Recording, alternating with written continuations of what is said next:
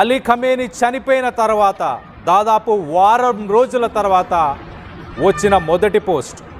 ఈ పోస్ట్లో చాలా క్లియర్గా నిస్సహాయ స్థితిలో ఇటు అమెరికా ఇజ్రాయెల్ ఉండబోతుంది.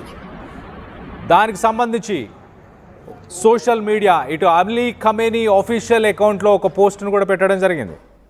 సో మొత్తం మీద ఇటు ఇస్ఫహాన్కి సంబంధించిన న్యూక్లియర్ ఫెసిలిటీలో యురేనియం ప్యూరిఫికేషన్ జరుగుతుంది.